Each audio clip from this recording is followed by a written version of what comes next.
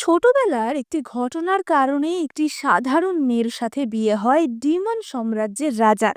এবার এই শক্তিশালী ডিমনকে বিয়ে করে কিভাবে মেয়েটি অতৃপ্ত আত্মাদের সাহায্য করবে সেই নিয়ে ভীষণই অ্যাডভেঞ্চারাস আর রোমান্টিক একটা ড্রামা আজকে এক্সপ্লেন করব।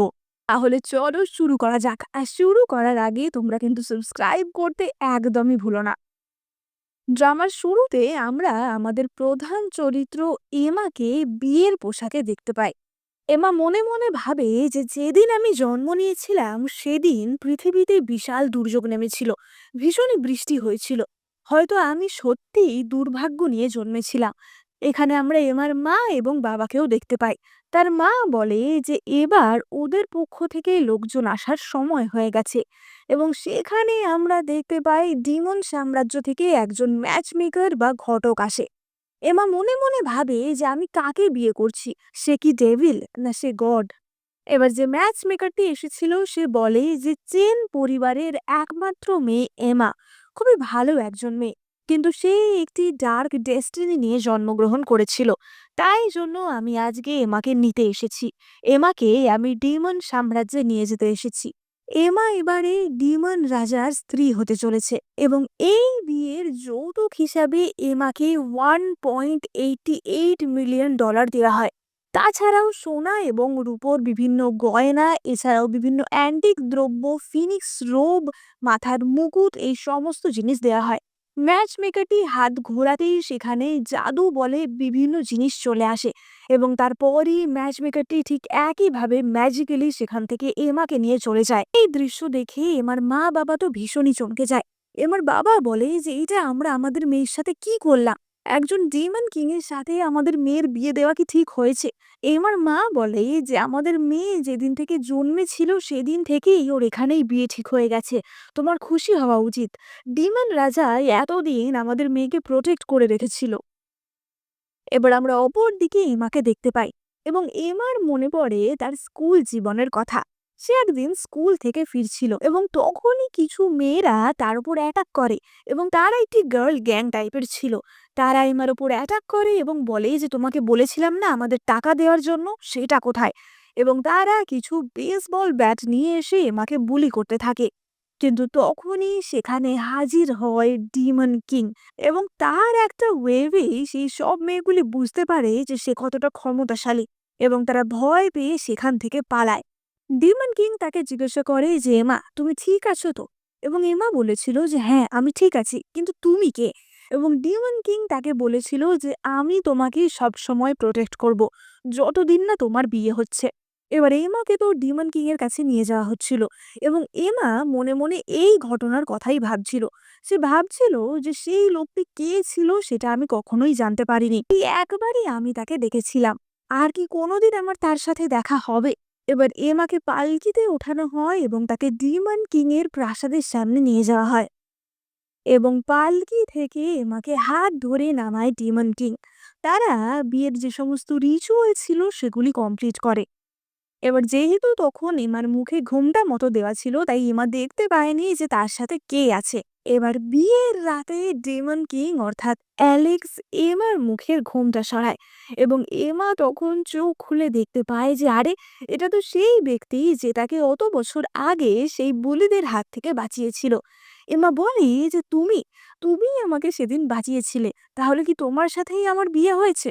ডেমন কিং হ্যাঁ বলে, এবং তারা একটি ড্রিঙ্ক পান করে ডিমন ওয়ার্ল্ডে তাদের বিয়ের যে সমস্ত রিচুয়ালগুলি ছিল সেগুলি পালন করে।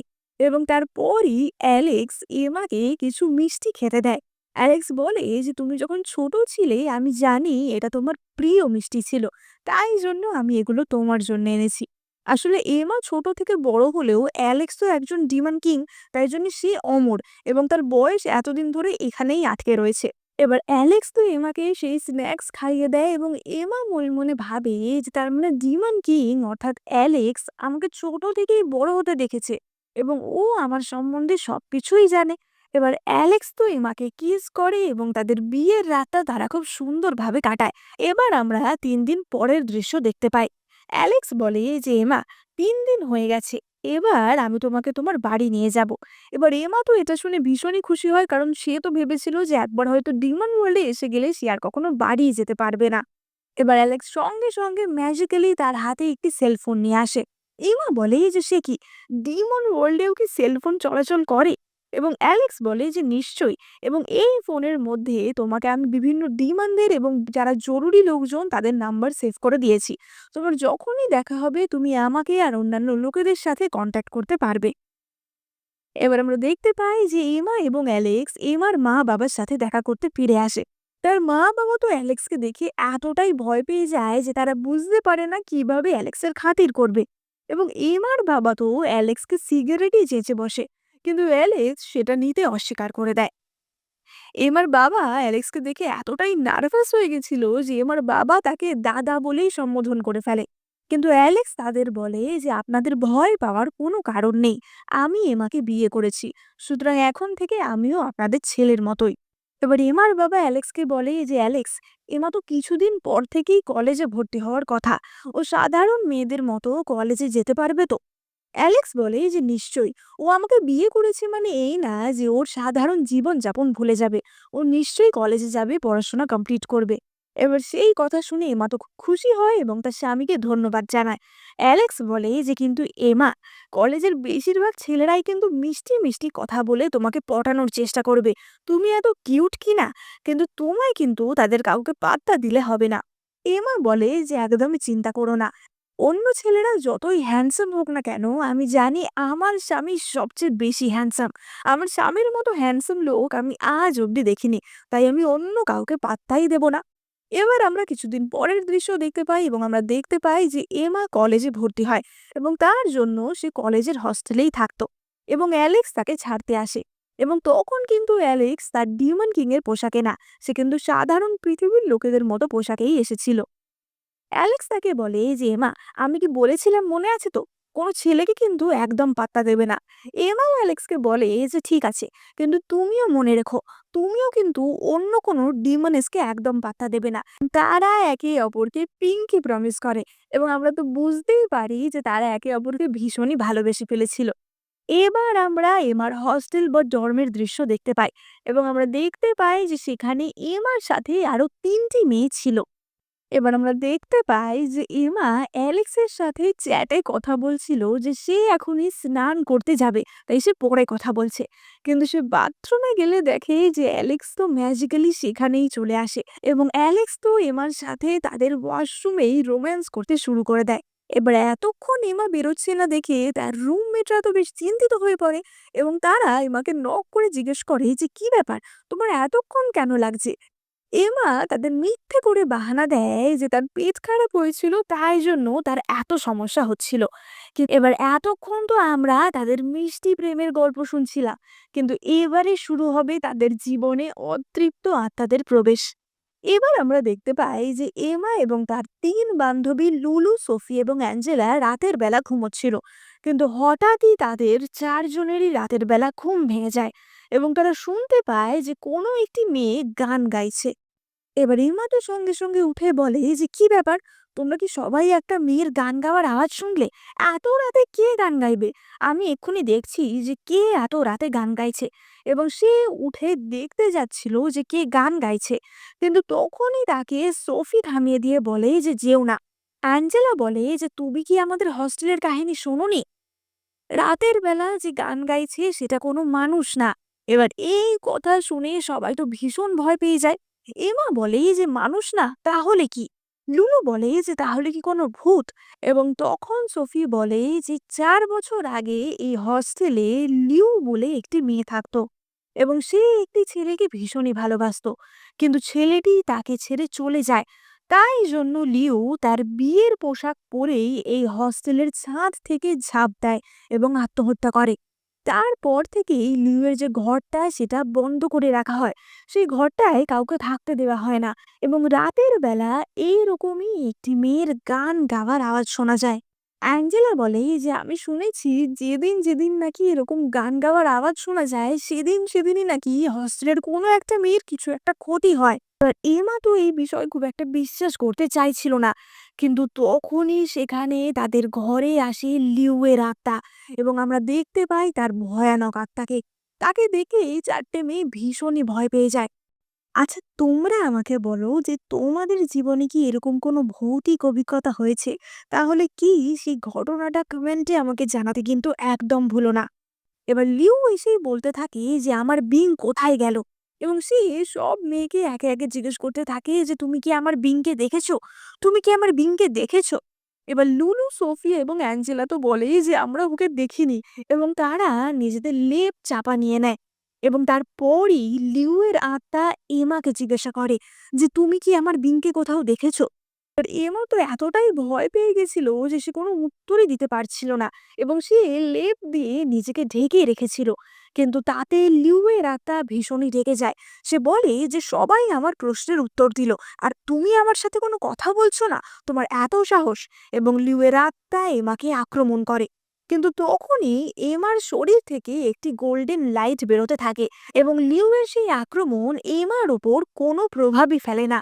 এবার চারিপাশে একটি গোল্ডেন শক্তির প্রোটেকশন শিল্ড মতো হয়ে গেছিল। লিউ তো অবাক হয়ে যায় যে তার শক্তি কেন এই মেয়েটার উপর কাজ করছে না। এবং তখনই এমার মনে পড়ে তাদের বিয়ের রাতের কথা। সেই দিনই অ্যালেক্স তাকে বলেছিল যে যেহেতু এখন তাদের বিয়ে হয়ে গেছে, তাই আজকের পর থেকে এমার ওপর কোনো ধরনের ডিমন বা ভূত কোনো আক্রমণ করতে পারবে না, কারণ অ্যালেক্সের জাদুই শক্তি এমাকে প্রোটেক্ট করবে। মনে মনে ভাবে যে সেই রাতে আমি রোম্যান্স করতে এতটাই ব্যস্ত ছিলাম যে এই কথাটা তো আমি ভুলেই গেছিলাম। এবার এই কথাটা মনে পড়ার সাথে সাথেই এমা বুঝতে পারে যে তাহলে তো লিউকে ভয় পাওয়ার কোনো কারণ নেই। এমা বলে যে তুমি তো আমার কোনো ক্ষতি করতে পারবে না, তাহলে আমি তোমাকে ভয় পাবো কেন। এবং সে সাহসিকতার সাথে উঠে পড়ে। এবার এখন তো উল্টে লিউয়ের আত্মাই বলছিল যে আমার কাছে এসো না, আমার থেকে দূরে থাকো। এমা বলে যে তোমাকে দেখেই আমি বুঝতে পারছি তুমি একজন ব্লাড ডিমন, তাহলে তুমি এই দুনিয়ায় কি করছো, তোমার তো ডিমন ওয়ার্ল্ডে থাকার কথা। এবং লিও বলে যে আমি বিংকে খুঁজতে এখানে এসেছি। বিং আমাকে কথা দিয়েছিল আমাকে বিয়ে করবে, কিন্তু ও চলে গেল। আমি ওকে খুঁজতেই এই দুনিয়ায় এসেছি। এমা বলে যে কিন্তু তুমি একজন আত্মা, এবং তোমার যার সাথে প্রেম সেই বিং একজন জীবন্ত মানুষ। এমনিতেও তোমাদের প্রেমের সম্পর্ক বা ভবিষ্যৎ বলে কিছু নেই, কিন্তু যেহেতু তুমি একজন এতটাই ডিভোটেড প্রেমিকা, তাই আমি তোমাকে সাহায্য করব। আমি তোমার বিংকে তোমার কাছে খুঁজে আনবো। তুমি বলো যে বিং এর নাম এবং ঠিকানা সেগুলি কি, এবং সে কি করত। এবং তখন লুই বলে যে বিং এর পুরো নাম হচ্ছে বিং জক, এবং সে একজন সোলজার ছিল, এবং সে ওয়েই বলে একটি শহরে থাকতো। তো তার থেকে বেশি লুই আর কিছুই জানে না, কারণ তাদের সামনাসামনি তেমন কখনো দেখাই হয়নি। এমা বলে যে এ তো খড়ের গাদায় সূচ খোঁজার মতো ব্যাপার। তুমি আমাকে 3 দিন সময় দাও, তার মধ্যে আমি তোমার বিংকে তোমার কাছে নিয়ে আসবো। কিন্তু তোমাকে কথা দিতে হবে এই সময় তুমি কিন্তু আর অন্য কোনো মেয়েকে ভয় দেখাবে না, আর গান গেয়ে গেয়ে এইভাবে ঘুরেও বেড়াবে না। লুইয়ের আত্মা বলে যে ঠিক আছে, তুমি আমাকে কথা দিচ্ছ যে তুমি 3 দিনের মধ্যে আমার বিনকে খুঁজে আনবে, কিন্তু তুমি যদি সেটা করতে না পারো আমি কিন্তু রাগের বশে অনেক মেয়েকে মেরে ফেলতে পারি। এবং এই বলে সেই ব্লাড ডিমন সেখান থেকে চলে যায়। সে চলে যাওয়ার পর তো এমার বাকি বান্ধবীরা লেপের তলা থেকে মুখ বাড়ায়। এবার সোফিয়া বলে যে এমা, আমি শুনছিলাম তোমার সব কথা, কিন্তু এটা কি করে সম্ভব, একটা ভূত তোমার কেন কোনো ক্ষতি করতে পারলো না। এবার এমা তো আসল সত্যিটা তাদের কাছে ডিসক্লোজ করে না, এবং সে বলে যে আসলে ছোটবেলায় আমি তাওইজম প্র্যাকটিস করেছিলাম। অর্থাৎ তাওইজম হচ্ছে চৈনিক একটি দর্শন বা ধর্মপথ বলা যেতে পারে। এবার এমা তো সঙ্গে সঙ্গে তার ডিমন হাজবেন্ড অ্যালেক্সকে মেসেজ করে যে অ্যালেক্স, তোমার স্ত্রী একজন আত্মাকে খুঁজে পেয়েছে। সেই আত্মা আমাদের হস্টেলে ঘুরে বেড়াচ্ছে, এবং সে তার সোলজার বয়ফ্রেন্ড বিং এর জন্য এত দিন ধরে এখানে অপেক্ষা করছে। এবার এই মেসেজ দেখি অ্যালেক্স তো সঙ্গে সঙ্গে বলে যে বিং, সে তো এখন মৃত্যুর পর আমাদের দুনিয়াতেই রয়েছে, এবং সে একজন লাভ ডিমনে পরিণত হয়েছে, কারণ সে সর্বক্ষণ তার গার্লফ্রেন্ডের নাম নিয়ে চেঁচায়। এবার এমা বলে যে তাহলে কি এই বিঙি আমি যাকে খুঁজছি সে, তাহলে তুমি ওকে আমাদের এখানে নিয়ে আসো। অ্যালেক্স তো সঙ্গে সঙ্গে বিংকে নিয়ে সেখানে চলে আসে, এবং এমা ভাবে যে তার হাজবেন্ড কত ফাস্ট, যে বলতে না বলতেই এখানে চলে এলো। কিন্তু এমা অ্যালেক্সকে বলে যে তুমি যে হঠাৎ করে চলে এলে, আমার রুমমেটরা তো সবকিছু শুনে নেবে, ওরা সব বুঝে যাবে। কিন্তু অ্যালেক্স বলে যে কেউ কিচ্ছু বুঝবে না, কারণ আমি ওদের ওপর একটা মন্ত্র পড়ে দিয়েছি, যার ফলে ওরা এখন নিঃসারে ঘুমোবে। এবার তারা ৩ জন রুম নাম্বার ৫০২ অর্থাৎ লুয়োর ঘরে যায়। এবার অন্যদিকে আমরা রুম নাম্বার ৫০২ এর দৃশ্য দেখতে পাই, যেখানে লুয়ো বসে বসে তার সাদা পোশাক পরে ভাবছিল যে সাদা বিংয়ের প্রিয় রং ছিল। ও সবসময় চাইতো আমাকে এই বিয়ের পোশাকে দেখতে, তাই জন্য আমি আজকে সাদা পোশাক পরেছি। এবং তখনই সেখানে এমা, বিং এবং অ্যালেক্সকে নিয়ে হাজির হয়। এবার লুয়ো বলে যে কি ব্যাপার, তুমি তো ৩ দিন সময় চেয়েছিলে, তাহলে তুমি এত তাড়াতাড়ি চলে এলে? এবং এমা বলে যে দেখো আমি কাকে এনেছি। এবং সেটাই আসলে লুয়োর প্রেমিক বিং ছিল। তারা একে অপরকে দেখে সঙ্গে সঙ্গে জড়িয়ে ধরে, কিন্তু লুয়ো তো বিংয়ের হাতে কামড়ে দেয় এবং বলে যে তুমি তোমার কথা কেন রাখোনি? আমি তোমার জন্য অপেক্ষা করছিলাম, আমাদের একসাথে সারা জীবন কাটানোর কথা ছিল, তুমি আমাকে প্রমিস করেছিলে, কিন্তু তাও তুমি কেন এলে না? এবং তখন বিং বলে যে সেই দিন কি হয়েছিল, তাদের দুজনের একসাথে পালিয়ে বিয়ে করার কথা ছিল, কিন্তু বিং সেখানে আসার পথে একটি ট্রাক অ্যাক্সিডেন্টে মারা গেছিল। তাই বিং কোনোদিন লুয়োর কাছে পৌঁছতেই পারেনি এবং লুয়ো সেই খবর পায়নি। তাই সে ভেবেছিল বিং হয়তো তার সাথে প্রতারণা করেছে, তাই জন্য লুয়ো আত্মহত্যা করেছিল। এবং তাদের দুজনের আত্মাই একে অপরের জন্য অতৃপ্ত হয়ে ঘুরে বেড়াচ্ছিল এবং শেষ অবধি মৃত্যুর পর গিয়ে তাদের মিলন হয়। এবার তখনই তো লুয়ো অ্যালেক্সকে দেখতে পায় এবং সে চিনতে পারে যে এটাই তো ডিমন কিং। এবং লুয়ো এবং বিং দুজনেই ডিমন কিংকে ধন্যবাদ জানায় এবং তার কাছে প্রার্থনা করে যেন লুয়ো এবং বিং ডিমন ওয়ার্ল্ডে বিবাহিত হিসেবে থাকতে পারে। এবং অ্যালেক্স তাদের দুজনের এই ইচ্ছা সম্পন্ন করে এবং তারা দুজনেই তখনই সেখান থেকে বিদায় হয়, অর্থাৎ তাদের দুজনের বডি সেখান থেকে উড়ে যায়। এবার এমা তো সেটা দেখে অবাক হয় এবং বলে যে কি ব্যাপার, তুমি ওদেরকে কোথায় পাঠিয়ে দিলে?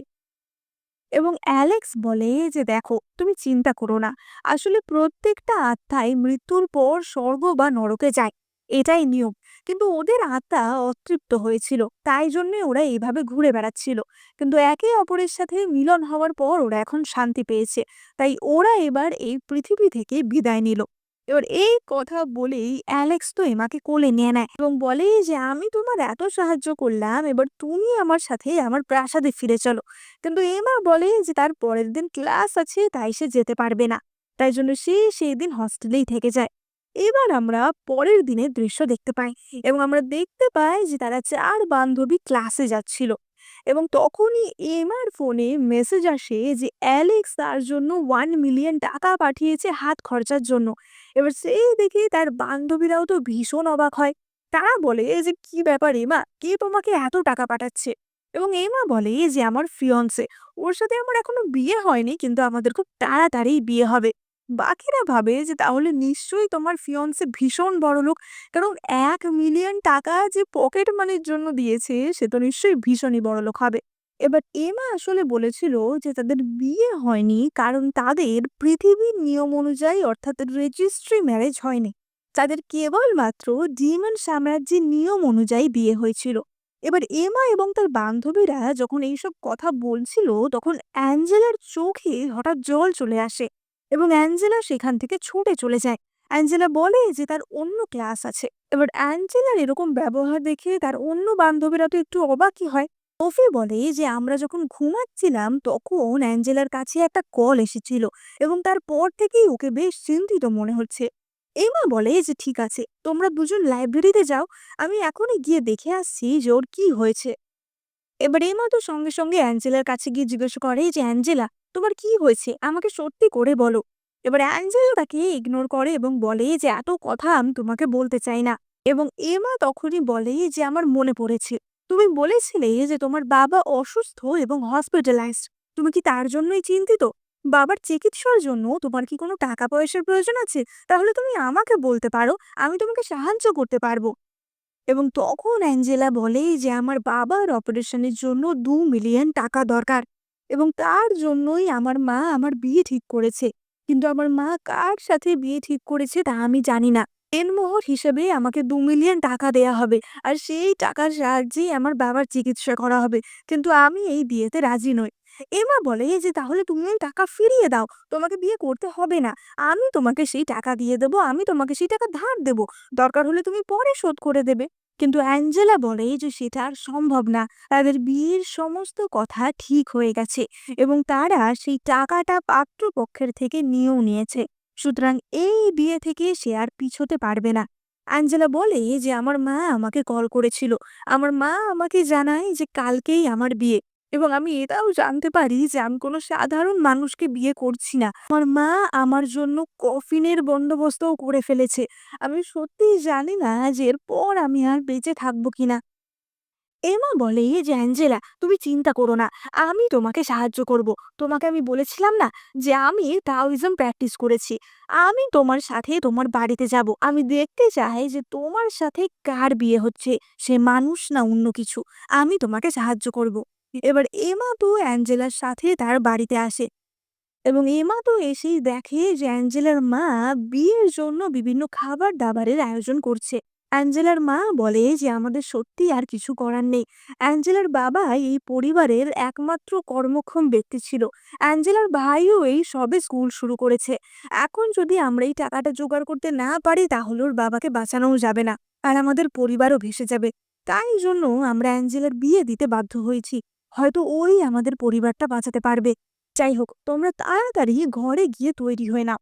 এবার অ্যাঞ্জেলা তো ভীষণই টেনশনে ছিল এবং সে প্রায় সবসময়ই কাঁদছিল। অ্যাঞ্জেলা বলে যে এমা তুমি কিভাবে আমাকে সাহায্য করবে বলো। এমা বলে যে তুমি কোনো চিন্তা করো না, আমি তোমার সাথে কোনো আজে বাজে লোকের বিয়ে হতেই দেব না। দরকার হলে আমার স্বামী আমাকে সাহায্য করবে আর টাকা পয়সা নিয়েও তোমাকে কোনো চিন্তা করতে হবে না, সেখানেও আমি তোমাকে সাহায্য করতে পারি। কিন্তু তখনই হঠাৎ এমা এবং অ্যাঞ্জেলার মাথা ঘুরতে শুরু করে। আমরা দেখতে পাই যে তাদের পুরো ঘরটা ধোঁয়া ধোঁয়া হয়ে যায় এবং এমা আর অ্যাঞ্জেলা সেখানেই অজ্ঞান হয়ে পড়ে যায়। এবার আমরা সেদিন রাতের বেলার দৃশ্য দেখতে পাই এবং আমরা দেখতে পাই যে এমা এবং অ্যাঞ্জেলাকে একটি খোঁড়া কবরের মধ্যে বসিয়ে রাখা হয়েছিল এবং তাদের হাত পা বাঁধা ছিল। তাদের পরনে ছিল বিয়ের কনের পোশাক। এবার এবার তো প্রথমে জ্ঞান ফেরে এবং সে সঙ্গে সঙ্গে অ্যাঞ্জেলাকে ডাকে। সে বলে যে অ্যাঞ্জেলা, বিয়ে তো তোমার হওয়ার কথা ছিল, কিন্তু আমারও পরনে বিয়ের কনের পোশাক কেন? এটা কি হচ্ছে? অ্যাঞ্জেলাও ভীষণ চমকে যায় এবং বলে যে আমাদের কি হয়েছিল? আমরা কি ঘুমিয়ে পড়েছিলাম? আমরা এরকম মাটির গর্তের মধ্যে কেন বসে আছি? এবং তখনই তারা দেখতে পায় যে তারা যে গর্তে বসে আছে, অর্থাৎ তারা যে কবরে বসে আছে, তার সামনে একজনের নামের ফলক। সেখানে জিয়াং দাফু বলে একজনের নামের ফলক ছিল। অ্যাঞ্জেলা বলে যে এর সাথেই তো আমার বিয়ে ঠিক হয়েছে, কিন্তু ওর নামের ফলক কবরের সামনে কেন? তাহলে কি সত্যিই আমার একজন ভূতের সাথে বিয়ে হচ্ছে? এবং অ্যাঞ্জেলা তো ভীষণই প্যানিক করতে শুরু করে দেয়। এমা বলে যে অ্যাঞ্জেলা তুমি চিন্তা করো না, আমরা যে করে হোক এখান থেকে বেরোবো। এবং তারা দুজনে একে অপরের হাত খোলার জন্য সাহায্য করতে থাকে। কিন্তু তখনই সেখানে শয়তান তান্ত্রিক লিউলি হাজির হয় এবং সে সেখানে এসেই নানা রকম মন্ত্র পড়তে শুরু করে এবং সেখানে আমরা অ্যাঞ্জেলার মাকেও দেখতে পাই। অ্যাঞ্জেলা তো তার মাকে দেখে চেঁচিয়ে ওঠে যে মা, এটা কি হচ্ছে? অ্যাঞ্জেলার মা বলে যে তুমি চিন্তা করো না, এটা কিছুক্ষণেরই ব্যাপার। পুলিশ সাহায্যে তোমাদের জীবন্ত কবর দেয়া হবে। তারপর যখন কবর থেকে তোমাদের ওঠানো হবে তোমাদের বিয়ে সম্পন্ন হয়ে যাবে। এটা একটা সিম্বলিক ব্যাপার, এটা নিয়ে তুমি কোনো চিন্তা করো না। এবার অ্যাঞ্জেলা তো কাঁদতে থাকে যে মা, তুমি আমার সাথে যা করছো করো, কিন্তু এর মধ্যে এমাকে কেন ঢুকিয়েছো? এমা তো কেবলমাত্র আমার সাথে এসেছিল। অ্যাঞ্জেলা লিউলির কাছে প্রার্থনা করতে থাকে যে লিউলি, আমাকে তুমি যা খুশি করো, কিন্তু এমাকে ছেড়ে দাও। কিন্তু তখনই সেই তান্ত্রিকটি বলে যে এক্ষুনি কবর বোঝানো শুরু করো এবং আশেপাশে যে লোকেরা ছিল তারা কবরে মাটি ফেলতে শুরু করে। অ্যাঞ্জেলার মা কাঁদতে কাঁদতে সব দৃশ্য দেখতে থাকে। অ্যাঞ্জেলা কাঁদতে কাঁদতে বলতে থাকে যে এমা, তুমি আমাকে ক্ষমা করো, আমি এসবের মধ্যে তোমাকে আনতে চাইনি। তুমি তো আমাকে সাহায্য করতে চেয়েছিলে আর আমি তোমাকে কোন বিপদের মধ্যে এনে ফেললাম। এমা বলে যে চিন্তা করো না, আমার স্বামী ঠিকই আমাকে বাঁচাবে। এবং তখনই সেখানে হাজির হয় অ্যাঞ্জেলার যার সাথে বিয়ে হওয়ার কথা, অর্থাৎ জিয়াং দাফু। এবং তাকে দেখেই আমরা বুঝতে পারি যে এটা কোনো সাধারণ মানুষ নয়। এমা বলে যে এটা কি, এটা কি আদেও কোনো মানুষ? এবং জিয়াং দাফুকে দেখে তো অ্যাঞ্জেলা ভয়েস এখানেই অজ্ঞান হয়ে যায়। এবার অ্যাঞ্জেলার মাও তো এই বিষয়ে জানতো না। অ্যাঞ্জেলার মা বলে যে এটা কি, এটা কি কোনো মানুষ? এর সাথে আমার মেয়ের বিয়ে ঠিক হয়েছে? এবং তখনই শয়তান তান্ত্রিক লিউলি বলে যে, "চিন্তা করো না, এটা আমার ছেলে। ও মানুষও না, ও ভূতও না। ও হচ্ছে অর্ধেক মানুষ, অর্ধেক ডিমন।" অ্যাঞ্জেলার মা বলে ওঠে যে, "তোমার ছেলে? কিন্তু গ্রামে তো সবাই জানে যে তোমার কোনো ছেলে নেই।" এবং তখনই দাফু বলে যে, "এটাই আমার মা। বেলায় আমি যখন জন্মেছিলাম আমাকে ফেলে দেওয়া হয়েছিল। আমার বাঁচার কোনো সম্ভাবনাই ছিল না। কিন্তু আমার মাই তখন আমাকে কুড়িয়ে নেয়। ছোটবেলা থেকে আমি এইসব মেয়েদের প্রাণ শক্তি শুষেই বড় হচ্ছি। এবার আমি তোমার মেয়ের প্রাণ শক্তি নিয়ে নেব, যাতে আমি আরো শক্তিশালী হতে পারি।" এবার অ্যাঞ্জেলার মা তো এই সব কিছু জানতো না। অ্যাঞ্জেলার মা প্রচন্ড অবাক হয় এবং বলে যে, "এটা হতে পারে না। আমি আমার মেয়ের জীবন নিজের হাতে নষ্ট হতেই দেব না।" এবং যারা কবর খুঁড়ছিল অ্যাঞ্জেলার মা তাদেরকে গিয়ে আটকানোর চেষ্টা করে। কিন্তু তখনই লিউলির আদেশে অ্যাঞ্জেলার মাকে অজ্ঞান করে দেয়া হয়, যাতে অ্যাঞ্জেলার মা কোনো প্রতিবাদ করতে না পারে। লিউলি তার ছেলে দাফুকে বলে যে, "দেখো, আমি তোমার জন্য একটা না, দুটো সুন্দরী মেয়ের আয়োজন করেছি। এবার তুমি তোমার কবরে যাও এবং তাদের থেকে নিজের প্রাণ শক্তি শুষে নাও।" এবার দাফু তো সঙ্গে সঙ্গে কবরে ঝাঁপ দেয় এবং সে এমাকে দেখে বলে যে, "বাবা, তুমি তো অ্যাঞ্জেলার থেকেও বেশি সুন্দর। আমি তোমাকেই আমার বউ বানাবো।" এমা বলে যে সেটা কখনোই সম্ভব না, কারণ আমি বিবাহিত। দাফু বলে যে, "তোমার স্বামী সে তো নিশ্চয়ই সাধারণ কোনো মর্টালই হবে। তাকে আমি মেরে ফেলবো আর তারপর আমি তোমাকে বউ বানাবো।" এবং সে এইমাকে ধরে টানাটানি করতে থাকে, তার সাথেই অসভ্যতা করার চেষ্টা করে। কিন্তু তখনই এমা তাকে ধাক্কা মারে এবং এমার ওপর অ্যালেক্সের যে প্রোটেকশন শিল্ড ছিল সেটা কাজ করে এবং সঙ্গে সঙ্গে দাফু সেখান থেকে ছিটকে যায়। এবার লিউলি তো তখনই গণনা করে বুঝতে পারে যে এমার উপর কোনো প্রোটেকশন শিল্ড আছে। তাই জন্য সে এমার ওপর একটি মন্ত্রপুত কাগজ ছুঁড়ে মারে। সে বলে যে, "এবার তোমার শিল্ড আমি সরিয়ে দেব।" কিন্তু তাতেও কোনো লাভ হয় না। সেই শিল্ড এমাকে ছোঁয়ার সাথে সাথেই সেটা পুরো আগুনের মতো জ্বলে যায় এবং তখনই লিউলি বলে যে, "আচ্ছা, তোমার এই প্রোটেকশন শিল্ড তো তোমাকে ভূত, প্রেত, ডিমনদের থেকে রক্ষা করবে। কিন্তু মানুষদের থেকে তো রক্ষা করতে পারবে না। আমি তোমাকে এখনই মেরে ফেলবো। মেরে তোমাকে আমি ভূত বানিয়ে দেব। তারপর দেখবো তুমি আমার ছেলেকে কিভাবে বিয়ে না করো।" এবং লিউলি সেই কবরে নেমে এমার গলা টিপতে থাকে এবং তাকে মারার চেষ্টা করতে থাকে। কিন্তু তখনই সেখানে হাজির হয় অ্যালেক্স এবং অ্যালেক্স তার হাত পাখার একটা ওয়েভেই লিউলিকে সেখান থেকে সরিয়ে দেয়। অ্যালেক্স বলে যে, "একটা সাধারণ মহিলা হয়ে তোমার এত সাহস!" এবার লিউলি তো তখনই তার মন্ত্র বলে আবারও অ্যালেক্সের ওপর অ্যাটাক করতে যায়। কিন্তু অ্যালেক্স তার জাদুই ক্ষমতার সাহায্যে লিউলিকে সেখানেই বন্দি করে নেয় এবং তাকে সেখান থেকে চিরকালের মতো ভ্যানিশ করে দেয়। ইয়াং দাফু কিছু বলতে এলেই অ্যালেক্স তাকেও সেখান থেকে চিরকালের মতো ভ্যানিশ করে দেয় এবং সেখানে যে সমস্ত লোকেরা কবর খুঁড়তে সাহায্য করছিল অ্যালেক্স তাদেরও শাস্তি দেয়, কারণ তারাও একটা ভয়ানক পাপ কাজে মিলিত হয়েছিল। এবার এমা তো ভীষণই খুশি হয়, কারণ অ্যালেক্স তাকে বাঁচাতে এসেছিল। কিন্তু এমা বলে যে, "অ্যালেক্স, এখনো তো অ্যাঞ্জেলা আর ওর মা অজ্ঞান অবস্থাতেই আছে।" এবং অ্যালেক্স তখন জাদু বলে তাদের মাথা থেকে এই বাজে স্মৃতি সরিয়ে দেয়, এই ঘটনার কথা তাদের মনে না থাকে। এবার তখনই এমা অ্যালেক্সকে বলে যে, "অ্যালেক্স, তোমার সেভিংস অ্যাকাউন্টে কত টাকা আছে বলো তো?"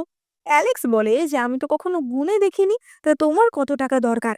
এমা বলে যে, "তুমি কি আমাকে ১,০০,০০০ টাকা দিতে পারবে?" অ্যালেক্স বলে যে, "আমি আজকে সকালেই তোমাকে দিয়েছি না হাত খরচার জন্য, সেটা কি এত তাড়াতাড়ি খরচা হয়ে গেল?" এবং এমা তখন তাকে বলে যে, "আমার জন্য না, আসলে অ্যাঞ্জেলার বাবার চিকিৎসার জন্য আমার একটু টাকার প্রয়োজন। আমি সেটা অ্যাঞ্জেলাকে দিয়ে সাহায্য করতে চাই।"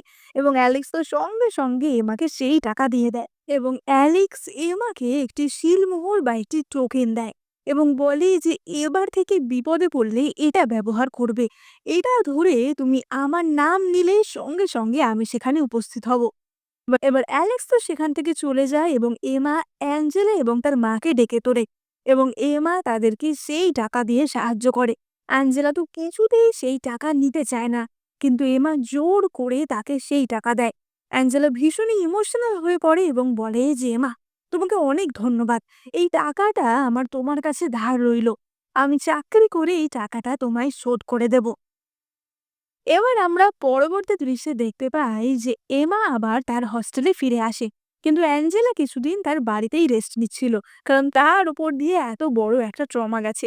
এবং এমা লুলু এবং সোফিকে সেই ঘটনা বলে যেখানে কি কি হয়েছিল। এবার এই সব কথা শুনে সোফি তো এমাকে বলে যে এমা, আমাদের কলেজে একটা ঘোস্ট বাস্টারদের গ্রুপ আছে, চলো না আমরা সেখানে জয়েন করি। তুমি তো এমনিও এইসব ঘটনা সমাধান করতে বেশ দক্ষ, তাহলে আমরা তো সেখানে যেতেই পারি। কিন্তু এমা তাকে বলে যে আজকে যাওয়া আমার পক্ষে সম্ভব না, কারণ আজকে আমি আমার হাজবেন্ডের সাথে শপিং করতে যাচ্ছি। তখনই তো অ্যালেক্স তার দামি গাড়ি নিয়ে সেখানে চলে আসে এবং এমাকে গাড়িতে তুলে নেয়।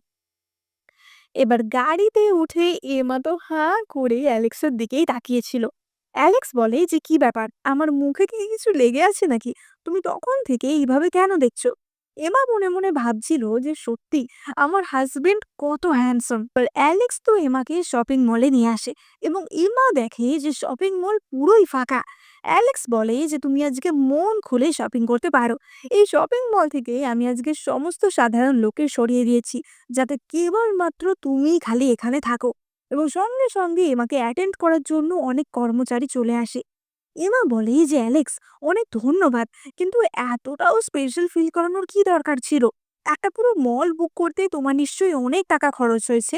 এবং তখনই অ্যালেক্স বলে যে না, আমার তো কোনো টাকাই খরচ হয়নি, কারণ এই মলটাই তো আমার। অ্যালেক্স বলে যে আমি ডিমন সাম্রাজ্যের রাজা হলেও এই দুনিয়াতেও কিন্তু আমার অনেক অ্যাসেট আছে, আর এই মলটা আমি তোমার নামেই করে দেব, যাতে তুমি যখন খুশি যত ইচ্ছা শপিং করতে পারো। এবার এমা তো মন খুলে শপিং করে এবং তারপর অ্যালেক্স এমাকে তাদের বাড়িতে নিয়ে আসে, অর্থাৎ এই দুনিয়াতে তারা যে বাড়িতে থাকবে, যেটা খুবই সুন্দর একটা ম্যানশন ছিল। এবং সেই রাতে এমা আর অ্যালেক্স তো ভীষণই রোম্যান্স করে এবং পরদিন আবার এমা তার কলেজে ফিরে আসে। এবার আমরা আবারও এমার ডর্মের দৃশ্য দেখতে পাই এবং আমরা দেখতে পাই যে সেদিন প্রচন্ড শীত ছিল, তাই জন্য সোফি, লুলু আর এমা তো কম্বলের তলায় বসে কাঁপছিল। সোফি বলে যে বাপরে, এত ঠান্ডা পড়েছে আজকে, আমার তো টয়লেট যেতেও ইচ্ছা করছে না। এবং তখনই তাদের ডর্মের দরজায় নক হয়। এবার এমা উঠে গিয়ে দেখে যে তাদের জন্য ফুড ডেলিভারি এসেছে। সে জিজ্ঞাসা করে যে তোমরা কি কেউ ফ্রাইড চিকেন অর্ডার করেছো? এবং তার অন্য দুই বান্ধবী বলে যে না, তারা তো কোনো অর্ডার করেনি। এবং এমা সঙ্গে সঙ্গে দরজা খুললে দেখে যে সেটা তো কোনো ফুড ডেলিভারি এজেন্ট না, এটা তো তারই হাজবেন্ড অ্যালেক্স। এত শীতের দিনে যাতে এমা এবং তার বান্ধবীরা গরম গরম ফ্রাইড চিকেন এনজয় করতে পারে, তার জন্য অ্যালেক্স নিজেই সেটা নিয়ে এসেছিল। এবং গার্লস হোস্টেলে তো এমনিতে ঢুকতে দেওয়া হবে না, তাই জন্য সে নিজেই ডেলিভারি ম্যান হয়ে এসেছিল। এবার সেটা দেখে তো এমা এবং তার বান্ধবীরাও বেশ খুশি হয়। সোফি বলে যে সত্যি এমা, তোমার বান্ধবী হয়ে লাভ আছে, তোমার এত ভালো বয়ফ্রেন্ড। এবং তারা তিন বান্ধবী খুব মজা করে খাওয়া দাওয়া করে এবং এমা তো সঙ্গে সঙ্গে অ্যালেক্সকে মেসেজ করে জানিয়ে দেয় যে তারা তিনজন ভীষণই খুশি। এবার তারা যখন মজা করে সবাই খাওয়া দাওয়া করছিল, তখনই লুলুর কাছে তার বাড়ি থেকে কল আসে এবং তার বাবা জানায় যে লুলুর গ্র্যান্ডমা মারা গেছে। এবার লুলু তো ভীষণই চিন্তিত হয়ে পড়ে এবং সে সঙ্গে সঙ্গে তার বাড়ির দিকে রওনা দেয় এবং লুলুর সাথে এমাও তার বাড়িতে যায়। এমা বলে যে সোফি, তুমি এই কদিন হস্টেলেই থাকো, তা না হলে এই কদিন ক্লাসে কি পড়াশোনা হচ্ছে সেটা আমরা বুঝতে পারবো না, আমি লুলুর সাথে যাচ্ছি। এবার লুলু আর রেমা সেখানে এসে দেখে যে লুলুর বাবা সেখানে দাঁড়িয়ে আছে। লুলুর বাবা বলে যে লুলু, তুমি এসে গেছো, তোমার গ্র্যান্ডমা সত্যি তোমাকে খুবই ভালোবাসতো, যাও তাকে শেষ দেখা দেখে নাও। লুলু বলে যে কিন্তু বাবা, গ্র্যান্ডমার শরীরে তো কোনো অসুস্থতা ছিল না, গ্র্যান্ডমা তো একদম সুস্থ সবল ছিল, তাহলে হঠাৎ করেই এটা কিভাবে হলো? এবং লুলুর বাবা জানায় যে সত্যি গ্র্যান্ডমার কোনো অসুস্থতাই ছিল না, সেই দিন সকাল অবধিও গ্র্যান্ডমা খেতে কাজ করছিল, কিন্তু তারপরই হঠাৎ সেখানেই গ্র্যান্ডমা কোলাপস হয়ে যায় এবং সেখানে মারা যায়। এবার লুলু আর এমা গ্র্যান্ডমাকে শেষ দেখার জন্য যায়, যেখানে গ্র্যান্ডমার মৃতদেহ সৎকার করার জন্য রাখা হয়েছিল। লুলু বলে যে এমা, আমি বিশ্বাস করতেই পারছি না যে আমার গ্র্যান্ডমা এইভাবে মারা যাবে। এমা বলে যে লুলু, কষ্ট পেও না, সবাইকেই তো একদিন না একদিন এই পৃথিবী ছেড়ে যেতে হয়, তুমি শেষবারের মতো তোমার গ্র্যান্ডমাকে দেখে নাও। এবার এমার তখনই মনে হয় যে সত্যিই তো, সবারই তো বয়স হয় এবং সবাইকেই একদিন না একদিন পৃথিবী ছেড়ে যেতে হয়। আমি একজন সাধারণ মানুষ, সুতরাং আমারও বয়স হবে, আমি মারা যাব। কিন্তু আমার যে স্বামী সে তো একজন ডিমন, তার তো কখনো বয়স হবে না, তাহলে তাহলে আমাদের সম্পর্কের কি পরিণতি হবে? এবার আমরা দেখতে পাই যে লুলু তো কাঁদতে কাঁদতে তার গ্র্যান্ডমার দেহ থেকে সাদা কাপড়টি সরায় তার গ্র্যান্ডমাকে দেখার জন্য। কিন্তু সঙ্গে সঙ্গে গ্র্যান্ডমার মুখটি একটি হোয়াইট ফক্সে বা একটি সাদা শিয়ালে রূপান্তরিত হয়। এবং সেইটা দেখে লুলু আর এমা তো ভীষণই ভয় পেয়ে যায়। তারা বলে যে এটা কিভাবে সম্ভব, এবং তারা চেঁচিয়ে ওঠে। তাদের আওয়াজ শুনে লুলুর বাবা সেখানে চলে আসে। লুলুর বাবা বলে যে কি হলো, তোমরা চেঁচালে কেন? লুলু বলে যে বাবা, এটা গ্র্যান্ডমার সাথে কি হচ্ছে? এটা কি হয়েছে? লুলুর বাবা বলে যে সে কি, এটা কি করে সম্ভব? তোমার গ্র্যান্ডমা তো এখনো অব্দি ঠিকই ছিল, তাহলে এমন কি করে হলো? নিশ্চয়ই এটা তোমার গ্র্যান্ডমা যাকে আরাধনা করতো সেই ইজুমা সেনের জন্যই হয়েছে। ইজুমা সেন অর্থাৎ ফক্স গড, অর্থাৎ হোয়াইট ফক্স যে গড, তাকে লুলুর গ্র্যান্ডমা ওয়ার্শিপ করতো। এবং লুলুর বাবা সন্দেহ করে যে সেই জন্যই মারা যাওয়ার পর গ্র্যান্ডমার মুখটা এরম ফক্সের মতো হয়ে গেছে। লুলুর বাবা বলে যে নিশ্চয়ই ফক্স গড তোমার গ্র্যান্ডমাকে নিয়ে গেছে। ফক্স ফেরি নিশ্চয়ই এখানে কিছু একটা করেছে। এবং তার বাবা তো সঙ্গে সঙ্গে সেখান থেকে দৌড়ে বেরিয়ে যায়। এমা বলে যে লুলু, এটা কিভাবে সম্ভব? এবং তখনই তারা খেয়াল করে যে লুলুর গ্র্যান্ডমার হাতটা নড়ে ওঠে। তারা বুঝতে পারে না যেটা কি হচ্ছে। তার গ্র্যান্ডমা যদি মারা গিয়ে থাকে তাহলে হাত কিভাবে নড়বে? এবার এমা গ্র্যান্ড অর্থাৎ ওই হোয়াইট ফক্সের নাকের কাছে আঙুল নিয়ে গিয়ে দেখে যে নিঃশ্বাস পড়ছে কিনা। এবং সে দেখে যে নিঃশ্বাস তো পড়ছে না, তার মানে গ্র্যান্ডমা মারা গেছে। কিন্তু তাহলে হাত পা কি করে নড়াচড়া করছে? লুলু বলে যে এমা, কি হচ্ছে সেটা আমরা পরে ঠিক করব। আমাদের উচিত আগে এই ঘর থেকে বেরিয়ে যাওয়া। এবার এমা সঙ্গে সঙ্গে লুলুকে বলে যে লুলু, তুমি এখান থেকে যাও, বাইরে তুমি সেফ থাকবে। আমি দেখছি এই বিষয়টা নিয়ে আমি কি করতে পারি। এবার এমা সঙ্গে সঙ্গে তার সেই টোকেনটা বা শিলমোহরটা বার করে, এবং সেটার সাহায্যে সে অ্যালেক্সকে সেখানে ডেকে আনে। অ্যালেক্স বলে যে বলো তোমার কি সাহায্য চাই। এবং এমা তাকে সব ঘটনা খুলে বলে। এমা বলে যে এক্ষুনি গ্র্যান্ডমার আঙুল নড়ছিল, কিন্তু গ্র্যান্ডমা তো মারা গেছে, তাহলে এটা কিভাবে সম্ভব? এবার অ্যালেক্স তখনই তার ক্ষমতা গ্র্যান্ডমার উপর প্রয়োগ করে এবং বলে যে গ্র্যান্ডমা মারা যায়নি, কিন্তু গ্র্যান্ডমাকে কোনো অভিশাপ দেওয়া হয়েছে, তার ফলেই গ্র্যান্ডমার আঙুল নড়াচড়া করছিল। আমাদের জানতে হবে যে গ্র্যান্ডমা কোন গডকে ওয়ার্শিপ করত। এবং তখনই এমা তাকে বলে যে গ্র্যান্ডমা ইজুমা সেন বা হোয়াইট ফক্স ফেরিকে ওয়ার্শিপ করত। এমা বলে যে অ্যালেক্স, তুমি তো অনেক শক্তিশালী, তুমি পারবে না গ্র্যান্ডমাকে বাঁচিয়ে তুলতে? অ্যালেক্স বলে যে পারবো, কিন্তু তার জন্য আমার একটা হাগ আর একটা কিস চাই। এবার এমা তো সঙ্গে সঙ্গে তাকে হাগ আর কিস দিয়ে দেয়। এবার অ্যালেক্স তখনই ইজুমা সেনকে কল করে এবং জিজ্ঞাসা করে যে এটা কি ব্যাপার। এবং ইজুমা সেন অর্থাৎ সাদা শিয়াল হোয়াইট ফক্স জানায় যে তাদের নিজেদের ক্ল্যানের মধ্যে একটা সমস্যা চলছে। অর্থাৎ সাদা শিয়াল এবং কালো শিয়ালদের ক্ল্যানের মধ্যে এই সমস্ত সমস্যা চলছে। দুই দলের মধ্যে কে দলের হেড হবে সেই নিয়ে এতদিন লড়াই চলছিল। এবং সাদা শিয়ালের দল অর্থাৎ হোয়াইট ফক্সরা ব্ল্যাক ফক্সদের হারিয়ে দেয়। তাই জন্যই ব্ল্যাক ফক্সদের যে লিডার এই সমস্ত কাজ করছে হোয়াইট ফক্সদের নাম খারাপ করার জন্য। অ্যালেক্স বলে যে আমি এক্ষুনি ব্ল্যাক ফক্সদের লিডারকে এখানে ডাকছি। এবং সে তার মন্ত্র বলে ব্ল্যাক ফক্সের লিডারকে সেখানে নিয়ে আসে। এবং আমরা দেখতে পাই যে তখনই সেখানে ব্ল্যাক ফক্স ক্ল্যানের লিডার কুরোসেন হাজির হয়। কুরোসেন ভীষণই ফ্লার্টিশাস টাইপের ছিল, এবং সে এসেই অ্যালেক্সের সাথে দুষ্টু দুষ্টু কথা বলতে শুরু করে দেয়।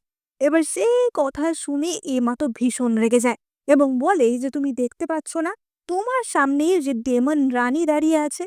এই কথা শুনে কুরোসেন বলে যে ও, আমি শুনেছিলাম যে ডেমন কিং বিয়ে করেছে, তার বউ যে এতটা সুন্দরী সেটা আমি ভাবিনি। একজন রাজা তো অনেক কটা বিয়ে করতেই পারে, তাই তোমাকে বিয়ে করেছে মানে যে আমাকে করবে না তা তো না। এবার অ্যালেক্স তখনই তাকে ধমকি দিয়ে চুপ করিয়ে দেয় এবং বলে যে এইসব কথা তুমি বন্ধ করো, আগে বলো যে এখানে এই মহিলার সাথে কি হয়েছে। পুরোসেন মিথ্যা করে বলে যে আমি কি করে জানবো, এই মহিলা তো আমার দাদা হোয়াইট ফক্সের ওয়ার্শিপ করতো। তুমি তাহলে আমার দাদাকেই জিজ্ঞাসা করো যে কি হয়েছে। এবার অ্যালেক্স তো বুঝতে পারে যে কুরোসেন মিথ্যে কথা বলছে, এবং সে সঙ্গে সঙ্গে তার ক্ষমতা ব্যবহার করে এবং কুরোসেনের ওপর তার শক্তি প্রয়োগ করে। কুরোসেন বলে যে আমি নিঃশ্বাস নিতে পারছি না, আমাকে ছেড়ে দাও, আমি সব সত্যি কথা বলছি। এবং কুরোসেন বলে যে সেই এই কাজটা করেছে, এবং সে সঙ্গে সঙ্গে লুলুর গ্র্যান্ডমাকে ঠিক করে দেয় এবং তাকে আবারও আগের মতো মানুষ করে দেয়। এবার যাওয়ার সময় কুরোসেন শয়তানি করে বলে যায় যে অ্যালেক্স, আমি যাচ্ছি, তুমি নিশ্চয়ই আমাদের পুরোনো দিনের কথাগুলো ভুলে যাওনি, তোমার সাথে সেই একই জায়গায় আবার দেখা হবে। এবার এই কথা শুনে এমা তো ভীষণ রেগে যায় এবং অ্যালেক্সের কান মুলে দেয় এবং বলে যে ও কি বলছিল, তোমার সাথে পুরনো সম্পর্ক। অ্যালেক্স বলে যে আমার কোনো দোষ নেই, আসলে এই ফক্স ক্ল্যানের মহিলারা একটু এরকম টাইপেরই হয়, তাই জন্য ওরা সবার সাথে এরকম দুষ্টুমি করে। তোমাকে ছাড়া কাউকেই আর ভালোবাসি না, আর কাউকে কখনো বিয়েও করব না। এবার অ্যালেক্স বলে যে আমি তাড়াতাড়ি এখান থেকে চলে যাই, কারণ কিছুক্ষণ পরই গ্র্যান্ডমার জ্ঞান ফিরে আসবে। আমি চাই না গ্র্যান্ডমা আমাকে দেখে আবার ভয় পেয়ে যাক। এবং অ্যালেক্স এমাকে গালে কিস করে সেখান থেকে চলে যায়। এবং আমরা দেখি যে কিছুক্ষণের মধ্যেই লুলুর গ্র্যান্ডমার জ্ঞান ফিরে আসে এবং এমা গ্র্যান্ডমাকে সবকিছু খুলে বলে যে আসলে কি হয়েছিল। এবার অপরদিকে আমরা তো লুলুর বাবাকে দেখতে পাই। লুলুর বাবা একজন তান্ত্রিককে ডেকে এনেছিল গ্র্যান্ডমাকে ঠিক করার জন্য। কারণ লুলুর বাবা তো ভাবছিল যে গ্র্যান্ডমাকে হয়তো কোনো ভূতে ধরেছে বা কোনো ডিমনে ধরেছে। বাবা তান্ত্রিকটিকে বলে যে আপনি তাড়াতাড়ি আমার মাকে ঠিক করে দিন, না হলে আমার মা তো মরেও শান্তি পাবে না। তান্ত্রিকটি বলে যে চিন্তা করবেন না, আমি 20 বছর ধরে এই বিষয়ে সাধনা করেছি, আমি নিঃসন্দেহেই ওনাকে শিয়াল থেকে আবার মানুষ বানিয়ে দেব। কিন্তু তখনই পিছন থেকে লুলুর গ্র্যান্ডমা এসে তার বাবাকে ডাকে এবং গ্র্যান্ডমাকে দেখে লুলুর বাবা তো এত ভয় পেয়ে যায় যে সে অজ্ঞানী হয়ে যায়। সে বলে যে মা, তুমি ভূত। এবং তার বাবা ভাবে যে এটা তো নিশ্চয়ই গ্র্যান্ডমার ভূত। এবং তান্ত্রিকটিও এতটাই ভয় পেয়ে যায় যে সে সেখান থেকে ছুটে পালিয়ে যায়। কিন্তু লুলু বুঝতে পারে যে তার গ্র্যান্ডমা ফিরে এসেছে এবং এমাই তাকে সাহায্য করেছে।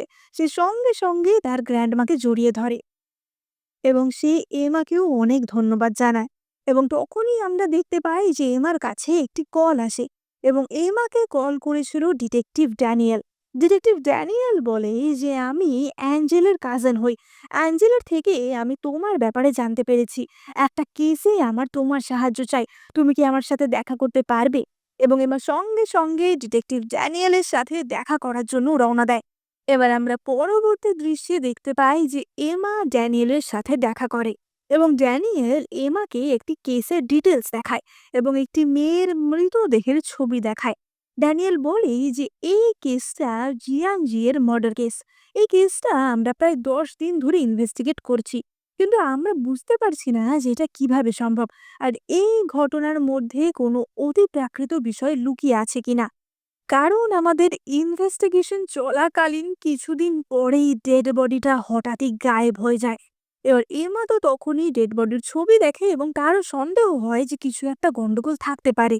ড্যানিয়েল বলে যে এটার মধ্যে যদি কোনো মানুষ লুকিয়ে থাকে তাহলে তো আমরা সবকিছু সামলে নিতে পারবো, কিন্তু এটার মধ্যে যদি কোনো ডিমনের হাত থাকে তাহলে আমরা কি করে সামলাবো।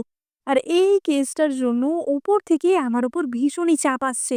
আমার হাতে আর মাত্র 1 দিন সময় আছে কেসটা সলভ করার জন্য, কিন্তু আমরা তো ডেড বডিই খুঁজে পাচ্ছি না। তাহলে আমরা এটা কিভাবে সলভ করব? এমা তখনই বলে যে ঘটনাটা যেখানে হয়েছে তুমি আমাকে সেখানে নিয়ে চলো এবং ড্যানিয়েল তাকে ক্রাইম সিনে নিয়ে যায় এবং সেখানে আমরা ড্যানিয়েলের অন্য দুজন সহকারীকেও দেখতে পাই। এবার এমা ক্রাইম সিনটা ভালো করে দেখছিল এবং তখনই সে দেখে যে চারদিকে ঝরা পাতা পড়ে থাকলেও মাটিতে একটা জায়গায় একটু অন্যরকম লাগছে, মনে হচ্ছে সেখানের মাটিটা একটু লুজ।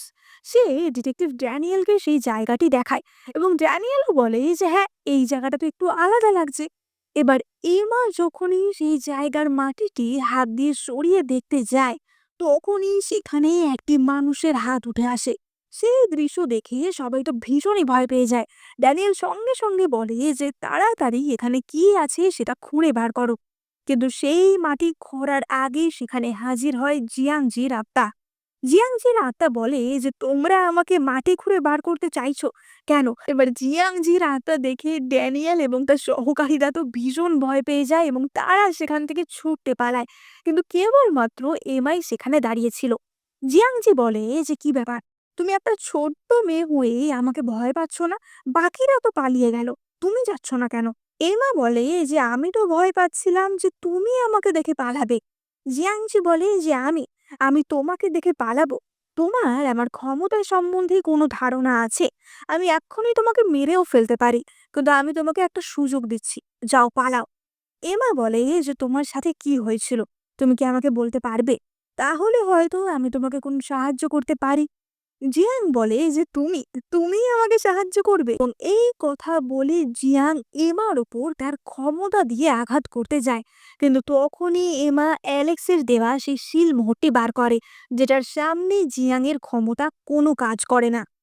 জিয়াং বলে ওঠে যে, "এটা কি? এটা তো ভীষণ শক্তিশালী। আমাকে ছেড়ে দাও। আমি তোমার কোনো ক্ষতি করতে চাই না।" এবং তখন জিয়াং বলে যে তার সাথে আসলে কি হয়েছিল। জিয়াং বলে যে সে একজন গরিব একটি মেয়ে ছিল, তাই জন্য তাকে এই পাহাড়ে হিউম্যান ট্রাফিকাররা পাচার করে এনেছিল, অর্থাৎ কিডন্যাপ করে এনেছিল বলা যায়। এবং তাকে তারা একটি পরিবারের কাছে বেচে দেয়। সেই পরিবারের লোকেরা জিয়াংকে কিনেছিল কেবলমাত্র বাচ্চা জন্ম দেওয়ার মেশিন হিসাবে। তারা জিয়াংয়ের ওপর নানাভাবে অত্যাচার করত এবং জিয়ানের বাচ্চা না হওয়ায় তারাই জিয়াংকে মেরে ফেলে। জিয়াং বলে যে, "আমি শুধুমাত্র এই দুনিয়ায় আছি কারণ আমি তাদের উপর প্রতিশোধ নিতে চাই। আমি চাই তাদেরকে নিজের হাতে শাস্তি দিতে।" এমা ওই ঘটনা শুনে ভীষণই কষ্ট পায় এবং বলে যে সত্যি তাদের শাস্তি হওয়াই উচিত। এবার তখনই সেখানে আবারও ড্যানিয়েল ফিরে আসে এবং বলে যে, "কি ব্যাপার? আমরা সবাই পালিয়ে গেলাম এমা, কিন্তু তুমি কেন পালালে না? ওটা একটা মানুষ না, ওটা একটা ভূত। তুমি বুঝতে পেরেছো তো?" এবার ড্যানিয়েলের এই কথা শুনে জিয়াং তো আবারও রেগে, কিন্তু এমা তখন ড্যানিয়েলকে সবকিছু খুলে বলে যে জিয়াংয়ের সাথেই আসলে কি হয়েছে।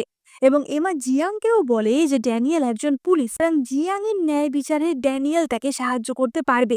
এবার এমা তো জিয়াংয়ের কাছ থেকে কারা তাকে কিডন্যাপ করেছিল, কোন পরিবারে তাকে বেচা হয়েছিল সেই সব খবর জেনে নেয়। জিয়াং বলে যে সে ওই হিউম্যান ট্রাফিকারদের, মানুষ পাচারকারীদের শাস্তি দিতে পারছে না, কারণ তারা তাদের বাড়ির সামনে অনেক ধরনের কবচ লাগিয়ে রেখেছে, অর্থাৎ অনেক মন্ত্রপুত কবচ বা তাবিজ জাতীয় জিনিস ঝুলিয়ে রেখেছে। তাই জন্যই জিয়ান সেখানে যেতে পারছে না। কিন্তু এমা বলে যে সে জিয়াংকে সেখানে নিয়ে যাবে এবং এমা তার সেই শিলমোহর বা টোকেনের মধ্যে জিয়াংয়ের আত্মাকে ভরে নেয়। এবার আমরা পরের দিনের দৃশ্য দেখতে পাই এবং আমরা সেই মানুষ পাচারকারীদের বাড়ির দৃশ্য দেখতে পাই। তারা তাদের বাড়ির সামনে আরো বেশি করে কবজ লাগাচ্ছিল এবং তখনই তাদের কাছে সেই পরিবারটি আসে যারা কিনা জিয়াংকে কিনেছিল।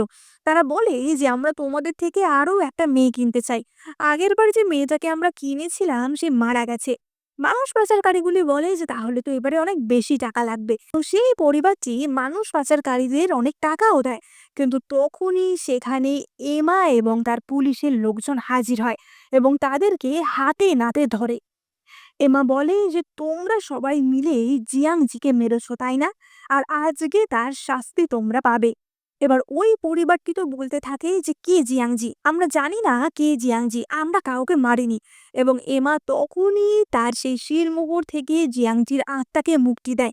এবার জিয়াংজির আত্মাকে দেখে তো সেই পরিবার প্রচন্ড ভয় পেয়ে যায়, কিন্তু তখনই মানুষ পাচারকারীদের একজন বন্দুক বার করে এবং এমার দিকে তাক করে। এই দৃশ্য দেখে জিয়াংজির আত্মা ভীষণ রেগে যায় এবং সে সেখানে থাকা প্রত্যেকটি লোককে সেখানেই মেরে দেয়। সেই সমস্ত হিউম্যান পাচারকারী এবং যে পরিবার তাকে কিনেছিল তাদেরকে জিয়াংজি সেখানেই মেরে দেয়।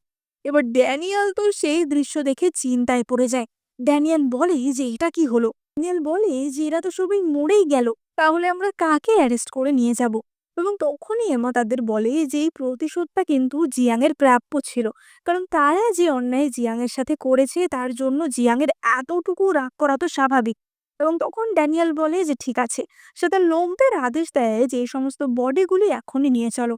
আমরা রিপোর্ট করব যে এদের অ্যারেস্ট করার সময় এরা আমাদের বিরোধিতা করেছিল, তাই অন দ্য স্পটেই তাদেরকে মেরে ফেলা হয়েছে।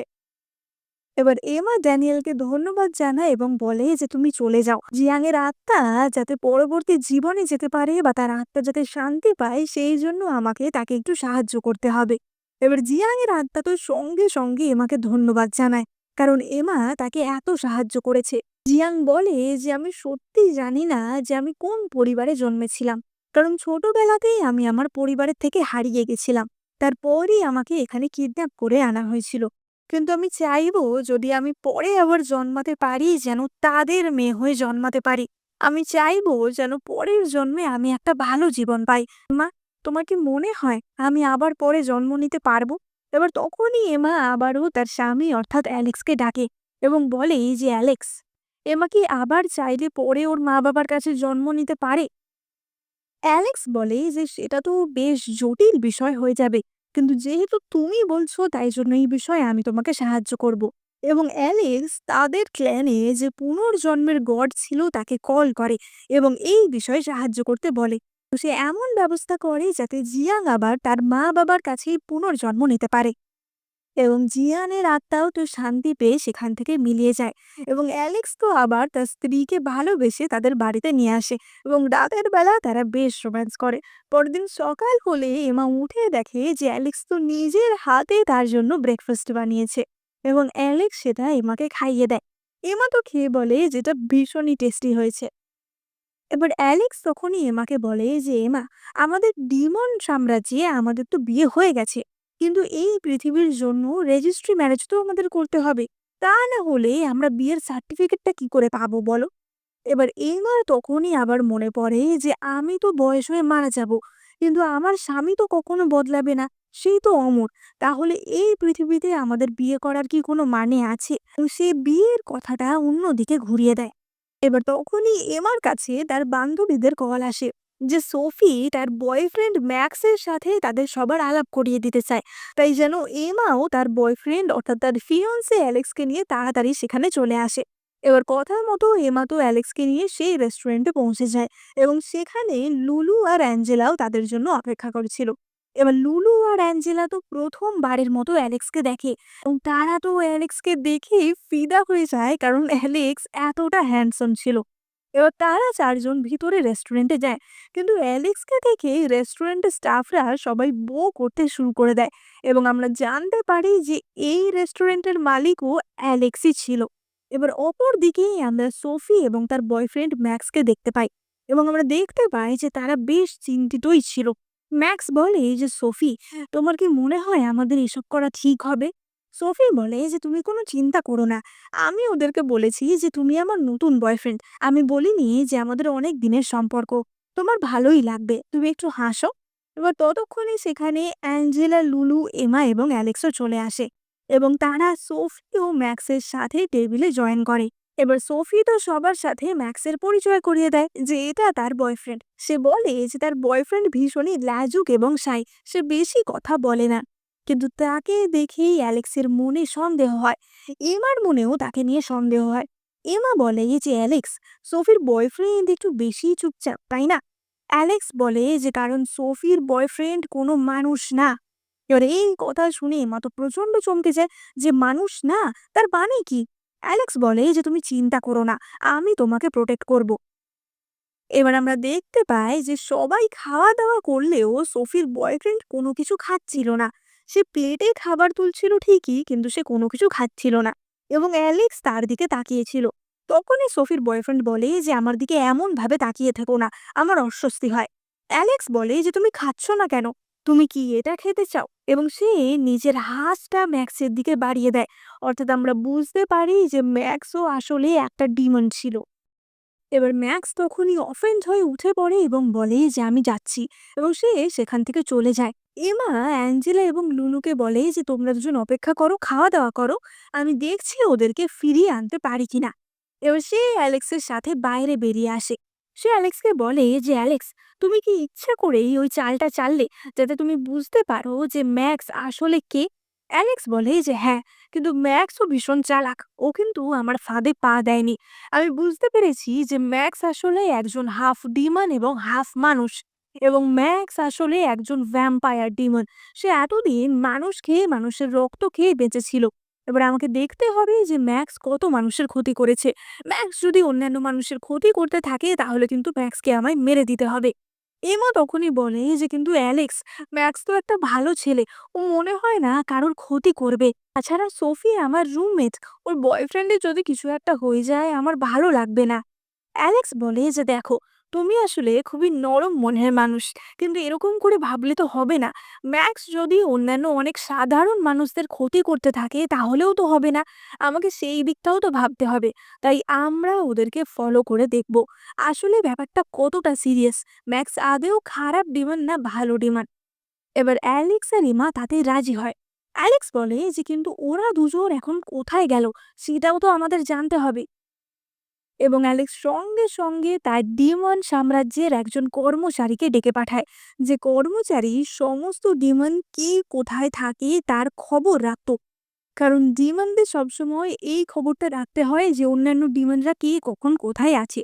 এবার সেই কর্মচারীটি জানায় যে এখন ম্যাক্স এবং সোফি শহরের পশ্চিম দিকের একটি কবরখানায় গেছে। এবার সে শুনে অ্যালেক্স এবং এমাও তো সেখানে পৌঁছে যায়। এবার আমরা অন্যদিকে সেই কবরখানায় সোফি এবং ম্যাক্সকে দেখতে পাই। ম্যাক্স বলে যে অ্যালেক্স কোনো সাধারণ মানুষ না, ও হয়তো বুঝেই গেছে যে আসলে আমি কে। সোফি, আমি তোমার কাছে প্রার্থনা করছি, তুমি আমাকে ছেড়ে চলে যাও, তুমি কখনোই এভাবে আমার সাথে থাকতে পারবে না। এবার জায়গাটিতে প্রচন্ড সূর্যালোক ছিল এবং আমরা জানি যে ভ্যাম্পায়াররা রোদে বেশিক্ষণ থাকতে পারে না। এবার রোদের ফলে ম্যাক্স দুর্বল হয়ে পড়ছিল এবং তখনই সোফি তার হাত ম্যাক্সের দিকে বাড়িয়ে দেয় এবং বলে যে ম্যাক্স, তুমি আমার থেকে শক্তি নাও। ম্যাক্স সোফির হাত ধাক্কা মেরে সরিয়ে দেয় এবং বলে যে না সোফি, এটা হতে পারে না। কিন্তু সোফি তখনই নিজের নখ দিয়ে নিজের হাত কেটে ফেলে এবং বলে যে ম্যাক্স, তুমি যদি মারা যাও তাহলে আমিও থাকতে পারবো না, তুমি আমার রক্তের সাহায্যে নিজেকে শক্তিশালী করে তোলো। এবং ম্যাক্স সোফির রক্ত পান করতে থাকে। এবার ততক্ষণে সেখানে এমা এবং অ্যালেক্স চলে আসে, কিন্তু সোফি সঙ্গে সঙ্গে ম্যাক্সকে গার্ড করে বলে যে তোমরা ওর কোনো ক্ষতি করো না, এতদিন ও কোনো মানুষের ক্ষতি করেনি, কেবলমাত্র আমার রক্ত পান করেই ও বেঁচেছিল, তাই প্লিজ তোমরা ওকে মেরে ফেলো না।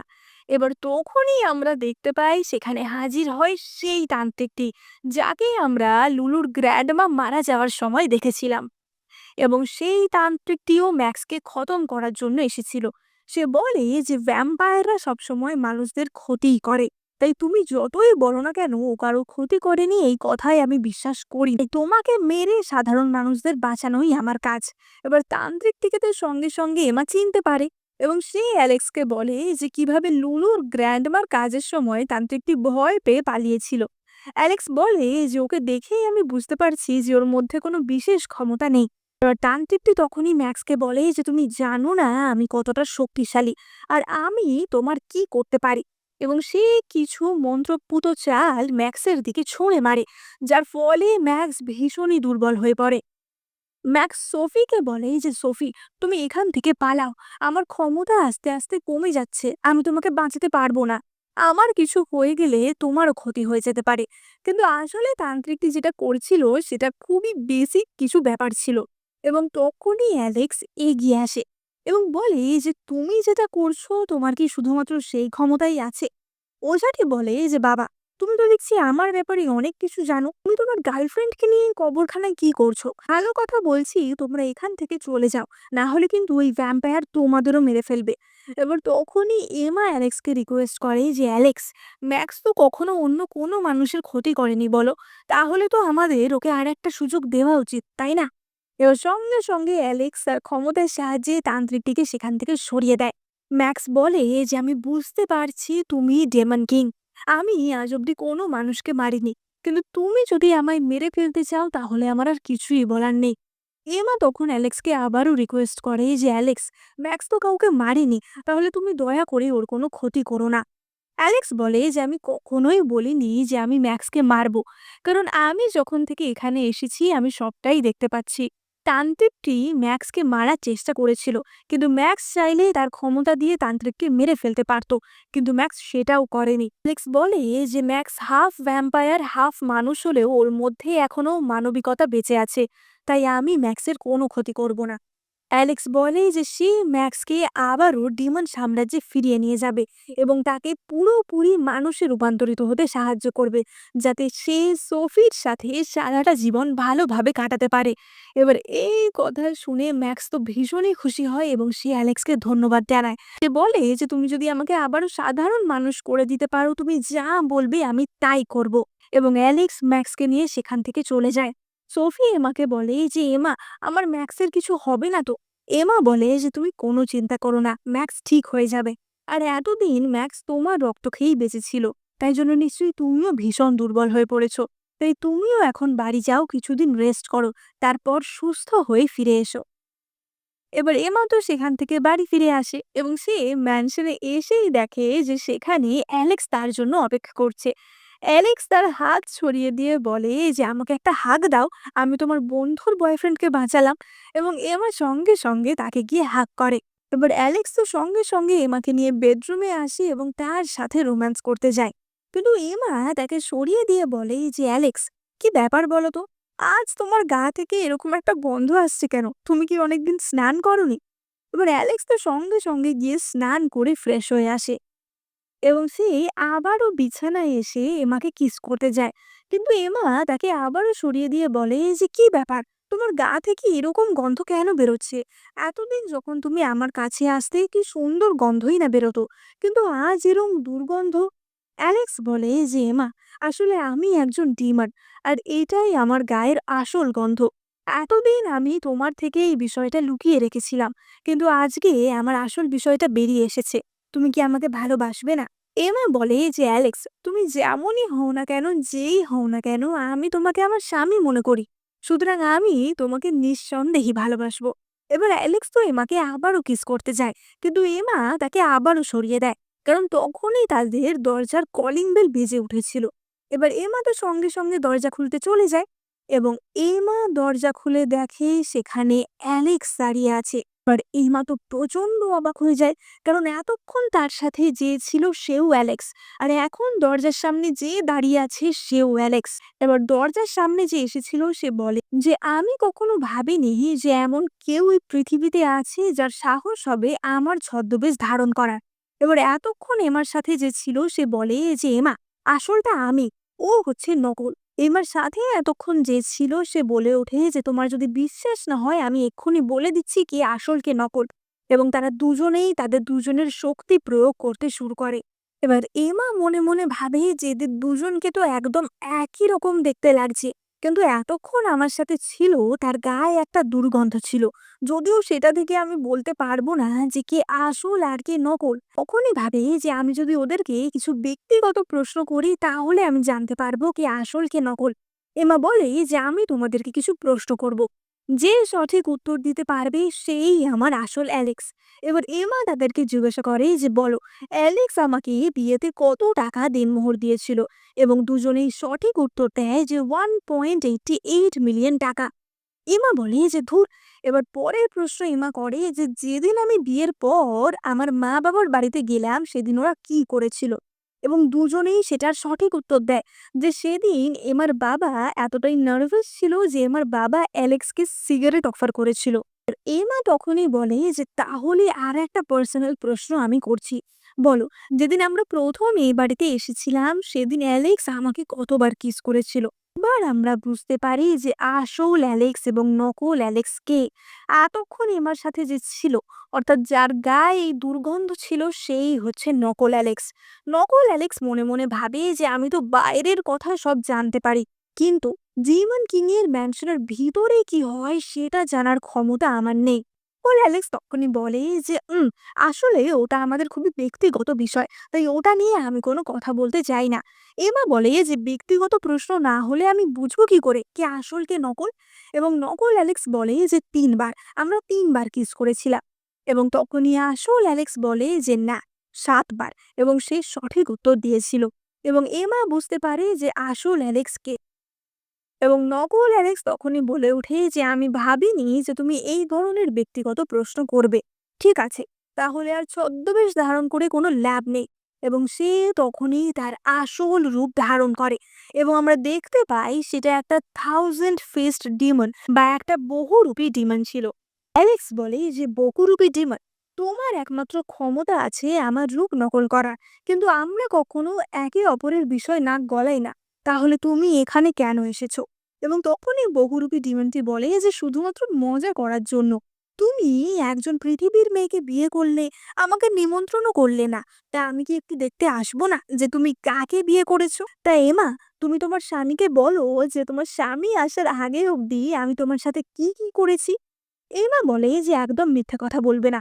তুমি আমার সাথে আমার স্বামীর রূপ ধারণ করে অনেক কিছুই করার চেষ্টা করেছিলে, কিন্তু আমি তোমাকে কিছুই করতে দিইনি।" এবং তখনই বহুরূপী ডিমনটি অনেক অসভ্য অসভ্য কথা বলতে থাকে। সে বলে যে, "কেন এমা, তুমি বলো যে আমি কিভাবে স্নান করে তোমার বিছানায় এসে বসলাম, আমি তোমাকে কিস করলাম। এবার এই কথা শুনে অ্যালেক্স তো ভীষণ রেগে যায় এবং বলে যে তোমার এত সাহস হয় কি করে আমার স্ত্রীকে অপমান করার।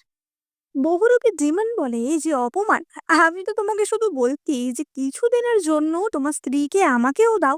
এবং সঙ্গে সঙ্গে অ্যালেক্স সেই ডিমনকে আঘাত করে।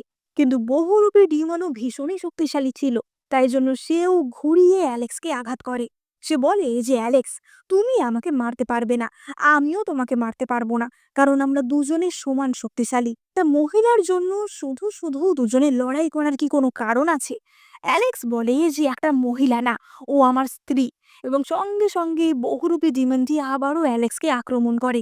বহুরূপী ডিমনটি বলে যে মা, এক কাজ করো, তুমি আমার সাথে এসো। তুমি তো বুঝতেই পারছো যে আমি তোমার স্বামীর থেকে বেশি শক্তিশালী, আর আমার কাছে অনেক পয়সাও আছে। তুমি আমার সাথে বেশি খুশি থাকবে। এমা তখনই বলে যে কখনোই না, আমি সারা জীবন আমার স্বামীর সাথেই থাকবো। এবং বহুরূপী ডিমনটি তখনই বলে যে তাহলে তোমার চোখের সামনেই আমি তোমার স্বামীকে মেরে ফেলবো। এবং সে অ্যালেক্সের ওপর আঘাত করতে চায়। তার সঙ্গে সঙ্গে অ্যালেক্সকে প্রোটেক্ট করে তাকে জড়িয়ে ধরে। এবং অ্যালেক্স তখনই এমাকে বলে যে এমা চিন্তা করো না, আমি মরবো না। এবার যখনই বহুরূপী ডিমনটি অ্যালেক্সকে আঘাত করতে যায়, সে দেখে যে তার হাত পা আর নড়ছে না, কারণ তার আগেই অ্যালেক্স বহুরূপী ডিমনের ওপর একটি বোন বাইন্ডিং কার্স করে দিয়েছিল।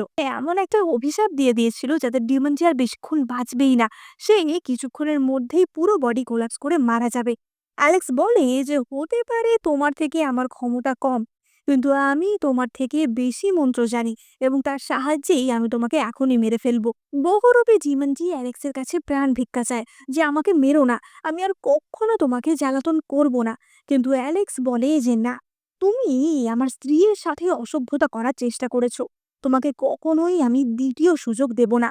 এবং সে সেই ডিমনকে সেখানেই হত্যা করে। এবার এত শক্তিশালী একটা মন্ত্র প্রয়োগ করার জন্য অ্যালেক্স নিজেও সেখানে দুর্বল হয়ে পড়ে। এবং এবার সঙ্গে সঙ্গে তাকে ম্যানসনের ভেতরে নিয়ে যায় এবং তার সেবা যত্ন করে।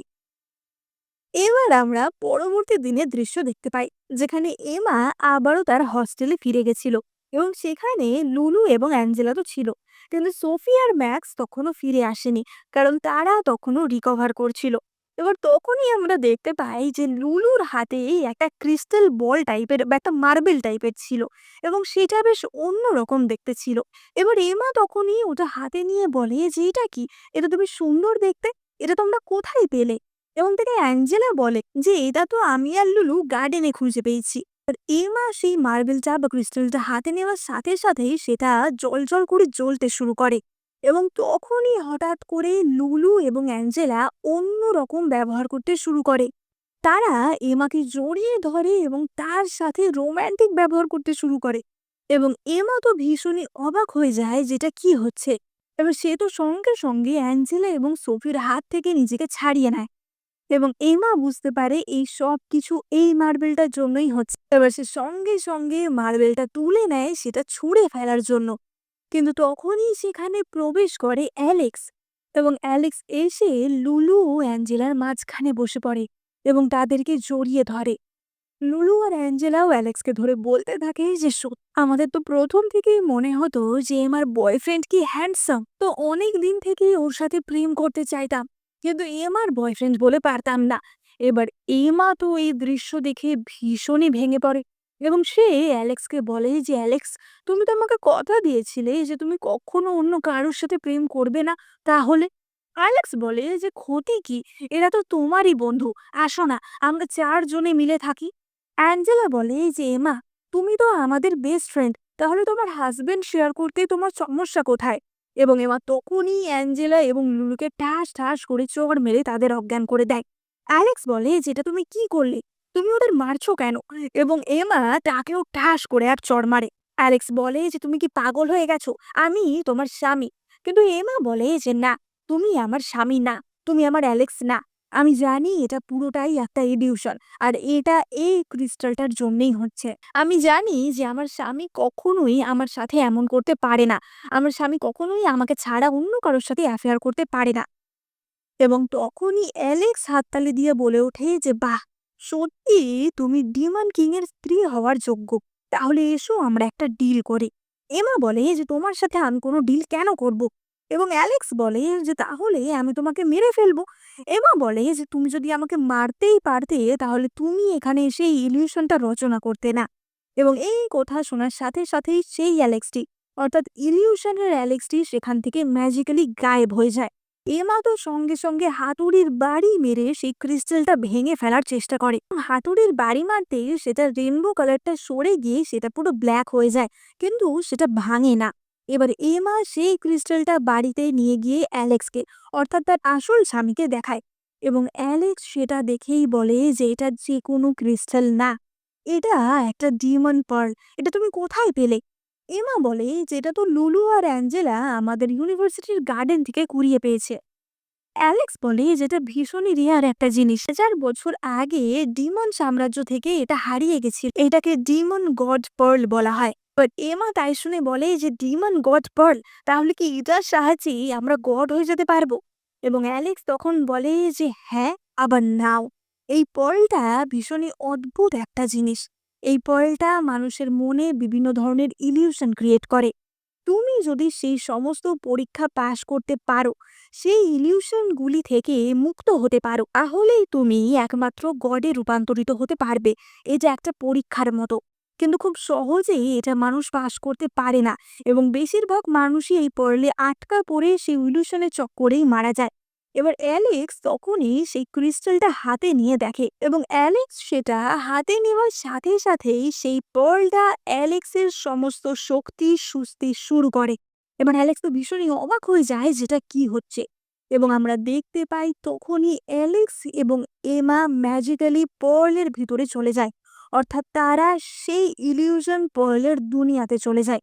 এবং তারপর আমরা সেই ম্যাজিক্যাল পার্লের ভিতরের দুনিয়ার দৃশ্য দেখতে পাই। আমরা দেখতে পাই যে অ্যালেক্স এবং এমার অনেক বয়স হয়ে গেছে, এবং তারা রাস্তা দিয়ে হাঁটতে হাঁটতে একটি বিয়ের পোশাকের দোকানের সামনে দিয়ে যায়। এবং সেই পোশাক দেখেই এমা বলে যে আমাদের তো আর আসল দুনিয়ায় বিয়েই করা হলো না। এই জামাটা দেখেই আমার কিনতে ইচ্ছা করছে। তুমি বলেছিলে আমায় কিনে দেবে, কিনে দাও। কিন্তু অ্যালেক্স তখনই বলে যে এই জামার তো অনেক দাম হবে, আমাদের কাছে তো চাল ডাল নুন কেনারই টাকা নেই, সেই টাকাই আমাদের কষ্ট করে জোগাড় করতে হয়। তাহলে এই জামা আমি তোমাকে কি করে কিনে দেব? বলে যে আমরা এখন যে দুনিয়ায় আছি সবকিছু ইলিউশন, এই সবকিছু আমাদের কাছে একটা পরীক্ষা। এমা বলে যে সত্যিই তো, এই করতে করতেই আমাদের বয়স হয়ে গেল, আসল দুনিয়ায় আমাদের বিয়ে যে করার কথা ছিল সেই বিয়ে আমাদের আর করা হলো না। এবার তখনই অ্যালেক্স তার পকেট থেকে কিছু টাকা বার করে, বলে যে আমার কাছে এই কটা টাকাই আছে, চলো আমরা দোকানে গিয়ে জিজ্ঞাসা করি যে এই দোকানে এই টাকায় তোমাকে জামাটা অন্তত একবার পরতে দেবে কিনা, তাহলে তোমার ইচ্ছাটা তো পূরণ হবে। এবং তারা সেই দোকানে যায়। কিন্তু তখনই সেই দোকানের মহিলাটি বেরিয়ে আসে এবং বলে যে কংগ্রাচুলেশনস, তোমরা এই দোকানের 100তম কাপেল। এই তার পুরস্কার হিসাবে এই দোকান থেকেই তোমাদের সম্পূর্ণ মেকওভার গিফট করা হবে। এবং এমা এবং অ্যালেক্স সেই দোকানে প্রবেশ করে, এবং এখানেই আমাদের ড্রামা শেষ হয়। তো ড্রামার শেষটা একটুখানি কনফিউজিং তোমাদের মনে হতে পারে, এবং সম্ভবত ড্রামাটার হয়তো সেকেন্ড পার্ট রিলিজ হবে, এখনো যদিও রিলিজ হয়নি। তবে আমার মনে হয় যে তাদের এই যে পুরস্কারটা, এটাই চিহ্নিত করে যে তারা এই ইলিউশন ওয়ার্ল্ডটা খুব ভালোভাবে কাটাতে পেরেছে, এবং তারা হয়তো এই ইলিউশন ওয়ার্ল্ডের পরীক্ষা পাশ করতে পেরেছে, তাই জন্যই তারা এই পুরস্কারটা পেল। সুতরাং বলা যেতে পারে যে ইলিউশন ওয়ার্ল্ড বা সেই ড্রাগন গড পার্ল থেকে বেরিয়ে এমা এবং অ্যালেক্স সত্যিকারেরই গডে রূপান্তরিত হবে। তারা তাদের পরীক্ষায় পাশ করে গোটা জীবনটা একসাথে কাটাতে পেরেছে, এবং এই জীবনে কিন্তু তাদের কাছে রিয়েল ওয়ার্ল্ডের মতো এত টাকা পয়সাও ছিল না, কারণ অ্যালেক্স এই জীবনে অতটা বড় লোক ছিল না। সুতরাং বোঝাই যাচ্ছে তারা বিভিন্ন সংগ্রাম করে এই ইলিউশন ওয়ার্ল্ডটা, এই পরীক্ষার জীবনটা কাটিয়েছে, এবং তারা সেই পরীক্ষায় পাশ করতে পেরেছে। তাই জন্যই তারা সেই দোকানে সেই পুরস্কারটা পায়, যেটা কিনা রিয়েল ওয়ার্ল্ডে তাদের ভীষণ বড় একটা ইচ্ছা ছিল, কারণ তাদের বিয়েটা কিন্তু তখনও কমপ্লিট হয়নি। সুতরাং এই পুরস্কারের মাধ্যমেই হয়তো তারা আবারও রিয়েল ওয়ার্ল্ডে ফিরে যাবে। এবার এটা আমার অ্যাসাম্পশন। তোমাদের কি মনে হয় যে এন্ডিংটা কি মানে বোঝাতে চাইছে সেটা তোমরা কমেন্টস করে জানাও। আর এই দুষ্টু মিষ্টি সুন্দর অ্যাডভেঞ্চারাস ড্রামাটা তোমাদের কেমন লাগলো কমেন্টস করে জানাতে একদম ভুলো না। ভালো লেগে থাকলে এখনই লাইক, কমেন্ট, শেয়ার, সাবস্ক্রাইব করতে একদম ভুলো না। এই চ্যানেলে আমি তোমাদের জন্য অনেক চাইনিজ ড্রামা এক্সপ্লেন করে থাকি। তাই তোমরা এক্ষুনি সাবস্ক্রাইব করে নোটিফিকেশন বাটনে ক্লিক করে দিও। দেখা হবে পরের ভিডিওতে।